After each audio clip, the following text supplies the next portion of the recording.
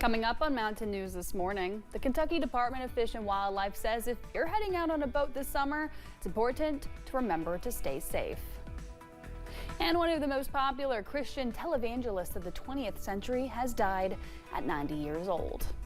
Dedicated to Eastern and Southern Kentucky, this is WYMT Mountain News This Morning.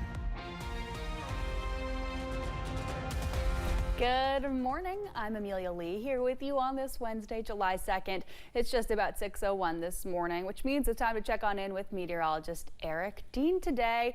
Eric, it has been a cooler start with those 60s, not as bad as it was in the past weeks as I started my morning. That's right. It's been cool and it's foggy as forecasted. Temperatures right now in the mid 60s. Humidity is sitting at 100%. We have that calm wind out there at this hour. Look at that river level sitting at 4.52 feet. There's live pinpoint Doppler radar. All is quiet throughout not just eastern Kentucky, but the entire Commonwealth. High pressure is in control, and it's going to stay in control as we go throughout the next several days. We will see those temperatures gradually increase back into the upper 80s, low 90s just in time for the 4th of July. Today, though, not bad. Making a run for 85 degrees.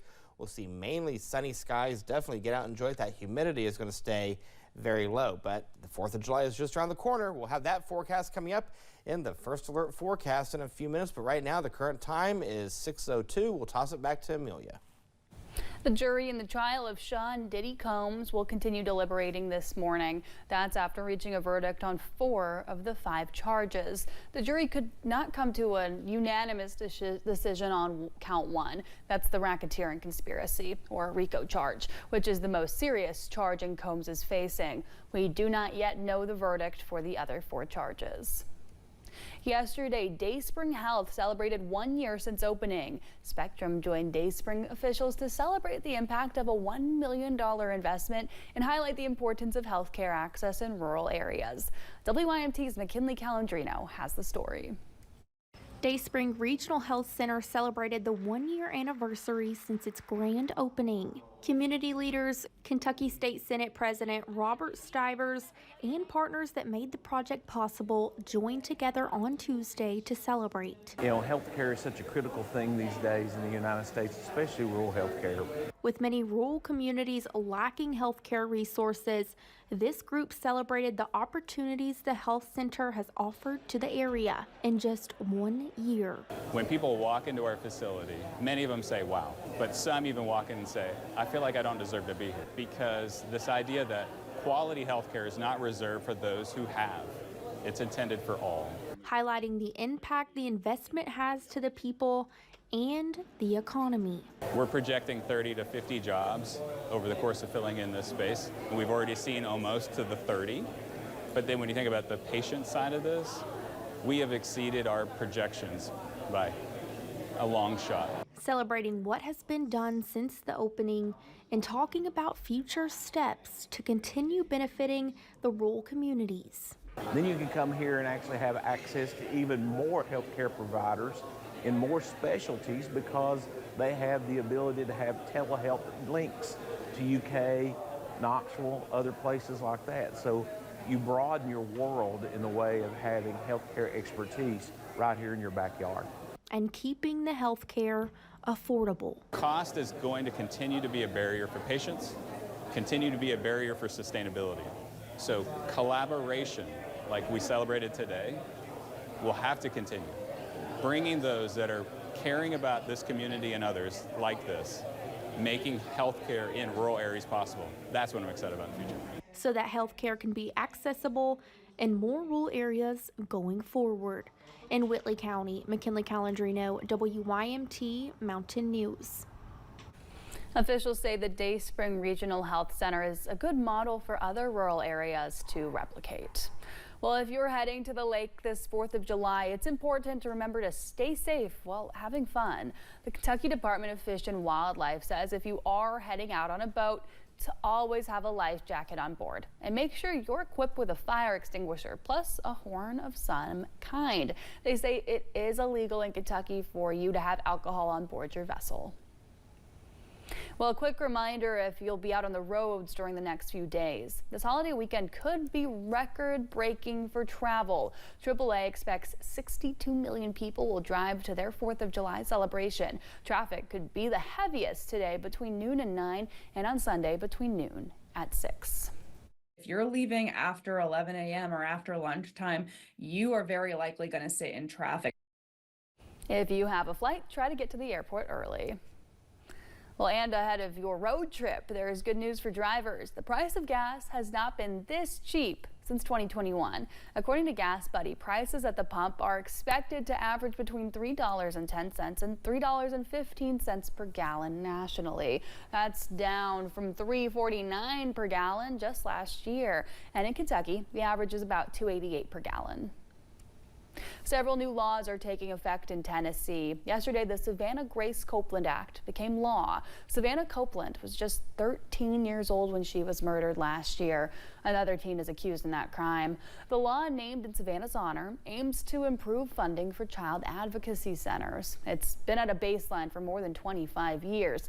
Lawmakers say funding increases will expand access for children and teens to get the help they need. Child Help is a child advocacy center in Knoxville. Child abuse doesn't happen like that, and it doesn't end like that. So it's really going to be about making sure that we're helping these kids, because what we see is if we can intervene, as a child ACEs scored with just the adverse childhood experiences, if we can intervene and we can get treatment to them earlier, they actually have a much better opportunity to live out their natural lives as God intended without having to deal with that trauma. That means lower substance abuse issues down the road, which will be lower NAS births. It's a trickle-down effect all the way across society. Eddie Smith with Child Help says increased funding will allow them to add another therapist to their staff. Well, another law could affect your teen driver's license in Tennessee. It creates harsher punishments for teens involved in bullying. Under the new law, teens could lose their driver's license or their ability to obtain their license for up to a full year. The bill's sponsor says he felt anti-bullying laws needed something to grab students' attention and make them understand the consequences of their actions. Specialists at the 988 Contact Care Line say they're happy the state is stepping up to combat bullying, and they hope this is a starting point to address a deeper issue. I would like to see going forward a movement towards working with the bullies. Bullies aren't just born, they just don't pop up. They're products of their environment. And so we need to be talking with them and finding out what's going on in their lives that's bringing about this type of behavior from them.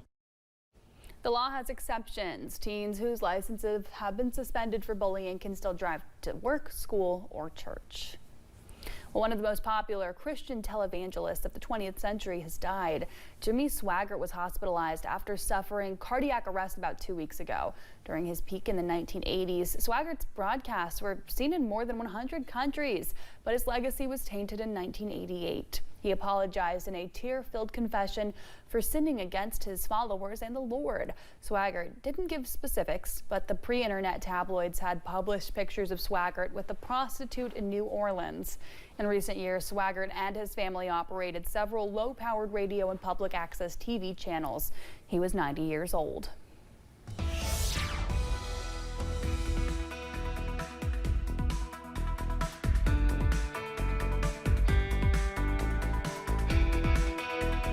All right, current time is now 6:09. Excuse me, you have plans to go to an amusement park today. Here's a look at your amusement park forecast. Upper 80s, low 90s if you're going to Holiday World as well as Kentucky Kingdom.